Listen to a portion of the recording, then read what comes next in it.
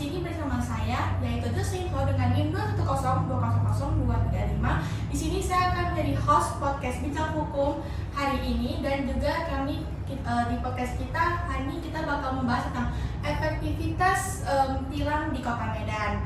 Nah, kita juga bakal ada membahas unsur hukumnya nih. Makanya kita membawa dua narasumber mahasiswa Fakultas Universitas Sumatera Utara, yaitu di sini saya Sabra Angelika dengan NIM 2102021 dan juga saya Litya Felicia Bega Manurung dengan NIM 210200226 ini.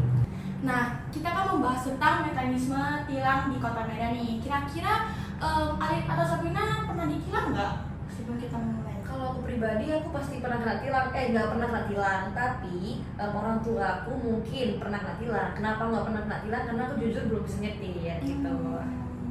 Nah, kalau dari aku sih aku pernah kena tilang ya. Waktu itu aku lagi buru-buru, terus nggak sadar kalau misalnya tuh ternyata udah lampu merah. Karena aku nerobos, akhirnya aku diberhentiin lah sama polisi.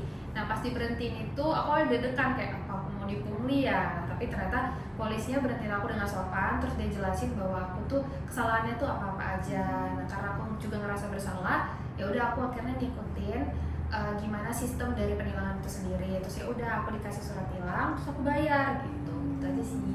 Wah, tapi serem juga ya dapet surat tilang dari kepolisian. Aku mau nanya nih ke Alif, karena tadi kan katanya nggak bisa nyetir, tapi tahu nggak sih tilang itu apa?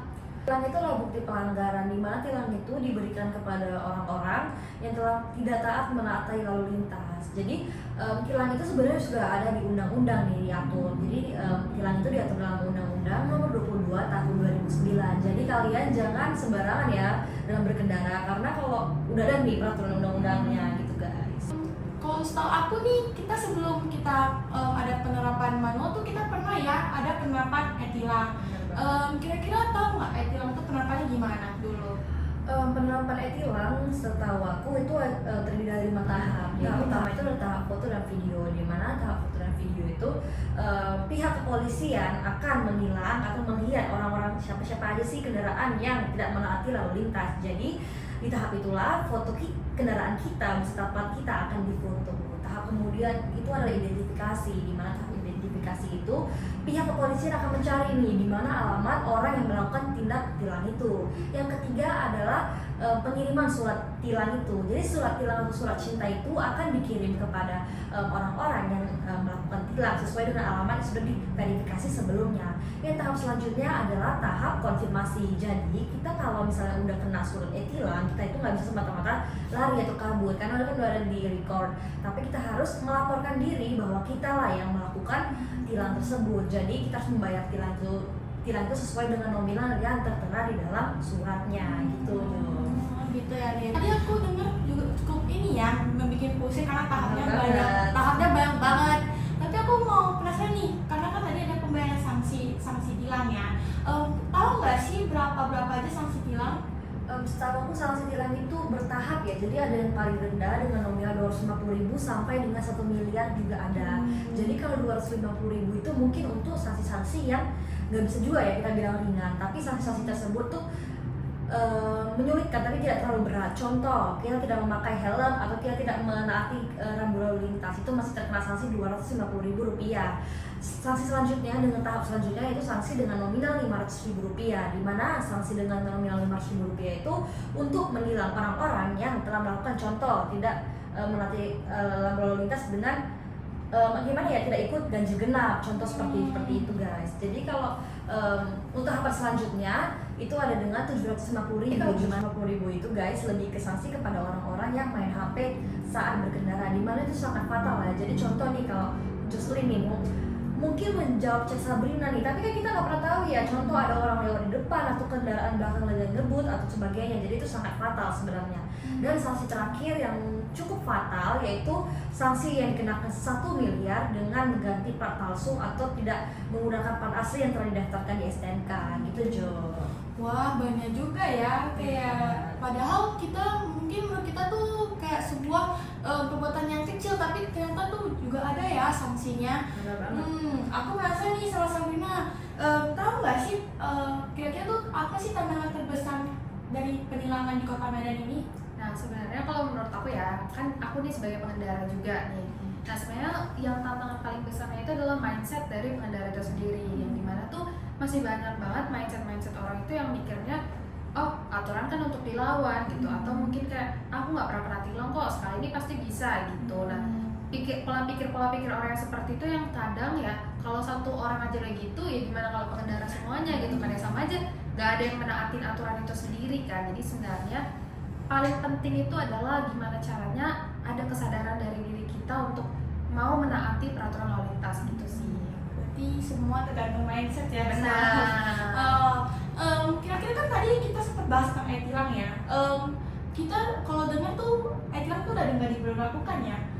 Kira-kira dia ada sisi negatif dan sisi positif, kenapa itu diberhentikan? Ada nggak sih? Sebenarnya tahu nggak apa sisi positif dan negatifnya, dan juga kapan e-tilang ini nggak diberlakukan lagi? Oke, jadi buat yang belum tahu nih, e-tilang itu udah nggak diberlakukan lagi di Kota Medan sejak dikeluarkannya surat dari Kapolri yaitu Listio Sigit nomor ST garing 2246 garing Hum garing 10 Romawi garing 3.4.5 garing 2022 pada tanggal 18 Oktober 2022, yang dimana semenjak dikeluarkan surat arahan ini kan ya pasti pemberlakuan e-tilang di seluruh Indonesia itu sudah ditiadakan dan dikembalikan lagi ke tilang manual. Yang sebenarnya kalau menurut aku tuh tilang manual itu sebenarnya ada positif negatifnya ya. Nah kalau positifnya tuh dia karena kita mungkin ketemu nih polisi dengan pengendara face to face, tatap-tatapan mata nih ya, jadi kayak lebih memberikan efek jerah. Karena dimana kalau misalnya pengendara nih tahu oh di lampu merah tuh ada polisi tuh yang ngawasin,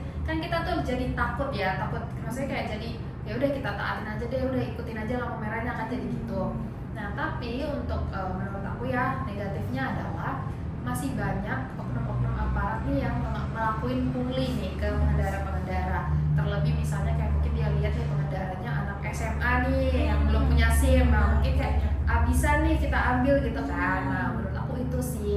Tapi sih kalau menurut negatifnya ya yaitu banyak pungli, terus dan juga kalau misalnya nggak ada kamera pengawas tuh kan jadi kayak pengendara-pengendara tuh merasa bahwa ya udah kalau melanggar tuh nggak akan apa-apa. Apalagi kalau banyak yang plat-plat bodong nih ya, nggak akan ketahuan tuh kasihannya kan gitu sih. Oh berarti banyak juga ya, berarti tiap tilang tuh mau manual atau e-tilang tuh ada sisi positif dan sisi negatifnya. Tapi menurut Sabrina nih lebih efektif yang mana sih, yang manual atau yang e-tilang? Nah, kalau menurut aku ya, dan kan kita udah lihat nih realitanya tuh seperti apa. Menurut aku pribadi sih lebih efektif kalau kita pakai kamera e-tilang ya. Tapi harus ada peningkatan dari bagaimana cara pemerintah itu membuat efek jerah ke pengendara tersebut. Kenapa lebih efektif e-tilang?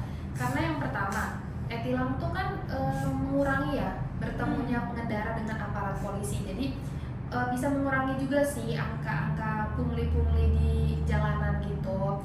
Nah, tapi yang kedua itu juga dengan adanya kamera e-tilang tuh kan udah ke-capture ya bahwa si pelanggar ini tuh ngapain tuh selama di jalan raya tuh kan. Jadi kalau ada bukti-bukti itu si pengendara ini kan nggak bisa menyangka lagi kalau dia itu udah bersalah gitu sih kalau menurut aku Jocelyn. Iya juga ya. Tapi kalau aku mau nanya nih ke Ali, tadi kita kan udah membahas tentang dasar hukumnya ya. Menurut Ali tuh penegakan hukum bagaimana sih biar lebih efektif, dan juga bagaimana biar penegakan hukum ini jadi dampak positif e-tilang ini? Baik, kalau menurut point of view aku sendiri, menurut aku pemerintah dan kepolisian harus lebih efektif sih dengan peran mereka masing-masing. Contoh seperti yang udah dijabarin Sabrina tadi, bahwa zaman sekarang nih, contoh nih pengguna uang kecil ini nggak melakukan apa-apa, tapi dengan sengaja dimintai uang untuk pungli, untuk makan siang. Jadi mungkin menurut point of view aku, polisi udah bisa lebih membenahi nih fungsi mereka di masyarakat itu seperti apa sih. Contoh, jadi kalau mengenai tilang harus bisa malah lebih ke memberikan awareness gitu loh, memberikan kayak campaign sosial yang secara serentak atau secara berturut-turut daripada sekedar nilang-nilang orang di jalan tanpa sebab. Yang kedua itu lebih ke meratakan infrastruktur sih. Aku berharap juga pemerintah di Kota Medan ini kedepannya bisa memanfaatkan infrastruktur dengan baik, karena memang kita tidak boleh membela diri ya melakukan seperti contoh melakukan contoh tindakan pelanggaran lalu lintas itu memang salah diri kita sendiri, tapi terkadang orang-orang melakukan itu sendiri karena pertama macet, atau enggak contoh kalau misalnya muter balik terlalu jauh atau sebagaimana gitu loh, karena kenapa jalannya terlalu sempit gitu loh. Jadi menurut aku pemerintahan harus lebih efektif dalam membangun infrastruktur yang ada di wilayah kota kita. Yang selanjutnya itu aku merasa kayak udah harus ada penataan tempat parkir atau enggak tempat-tempat untuk kawasan, contoh di pasar nih. Kalian merasa nggak kalau ke pasar nih jam 8 pagi aja udah rame banget, Iya. payah banget bergerak. Karena apa? Karena parkir sembarangan, nggak ada aturan boleh parkir sini, boleh parkir sini, ataupun kalau memang ada tapi tidak ada tindakan tegas bagi orang-orang yang melanggarnya. Jadi menurut aku udah bisa sih ditempatkan tempat parkir khusus orang-orang nih di pasar, di sini diparkirkan atau di mana atau sebagainya begitu. Dengar penjelasan Alif ya, berarti ke instansi kepolisian itu nggak cukup ya untuk mengenangi ketertiban lalu lintas di Kota Medan ini. Nggak cukup, harus dengan pemerintah juga.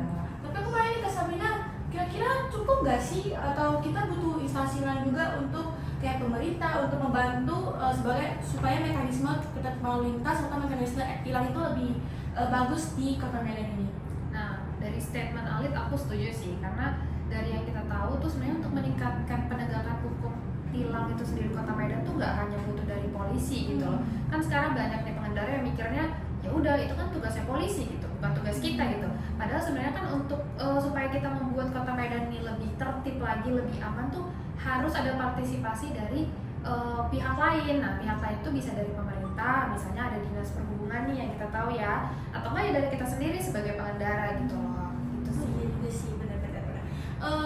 Kalau misalnya nih ditanya buat harapan kalian sebagai mahasiswa hukum dan juga masyarakat Indonesia nih, harapan kalian buat kedepannya tilang manual di Medan tuh kedepannya gimana sih? Kalau boleh deh Sabrina coba. Nah, kalau menurut aku ya, kita kan nggak bisa nih, kita kan sebagai mahasiswa fakultas hukum, tapi kan kita nggak bisa ngubah peraturan gitu ya. Jadi kita ikutin aja yang udah ditetapkan pemerintah. Ya udah, menurut aku dari tilang manual itu sendiri gimana supaya efektif? Ya aku berharap bahwa bisa diperhatikan beberapa hal yang bisa membuat efek jerah ke pengendara itu.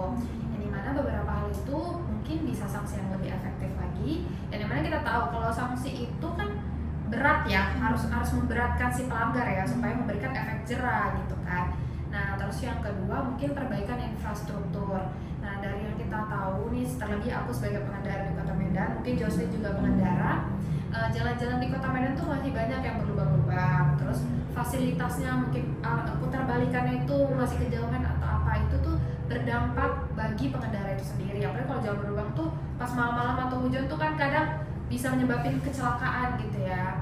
Nah, terus menurut aku juga adanya sosialisasi dari pemerintah untuk menyadarkan kepada kita pengendara bahwa bagaimana pentingnya untuk menaati peraturan. Nah, menaati peraturan itu bukan hanya sekedar menaati gitu loh, tapi ini kan demi keselamatan kita semua juga gitu. Dan mungkin yang terakhir itu adanya penegakan hukum yang tegas gitu loh. Jadi aparat kepolisian tuh harus ditindaklanjuti kalau misalnya melakukan pungli gitu loh. Karena kalau dia terus-terusan melakukan pungli, lama-lama rasa kepercayaan dari masyarakat tuh kan berkurang ya. Jadi mungkin masyarakat berpikir kalau ditilang ya udah kasih aja uang makannya atau uang apanya gitu sih kalau menurut aku. Wow. Kalau menurut Alif gimana? Kalau menurut aku mungkin pesan-pesan yang aku bisa beri itu mungkin kepada remaja-remaja ya, kan semua yang dari instansi dan dari undang-undangan udah disebut dari Sabrina. Kalau aku sih mungkin memberi saran kepada anak-anak yang mungkin masih berusia baru-baru nih, baru bisa berkendara atau baru memiliki STNK, mungkin dari awal sebelum berkendara dari rumah udah bisa nih diperiksa apakah remnya blong atau enggak, setirnya itu kan bisa nih setir tuh kayak lagi apa atau enggak ban bocor atau enggak, jangan lupa untuk membawa STNK-nya dan lainnya, karena jangan gara-gara masalah sepele dapat berdampak fatal di jalan raya. Karena kita tahu sendiri ya, di jalan raya itu bukan cuma kita nih yang bergerak, tapi masyarakat lain juga bergerak. Atau jangan deh gara-gara contoh nih, kita cuma sekedar diperiksa di jalan dimintai STNK, namun nggak bawa tapi dimintai 150.000, kan sayang juga ya. Jadi memang itu sebenarnya contoh nih, pungli-pungli seperti itu kan sebenarnya random banget ya, tiba-tiba minta STNK kita untuk diperiksa. Tapi sebenarnya kalau kita memang sesuai dengan aturan berjalan ya kenapa tidak cek kan, baru kita pergi ya kan.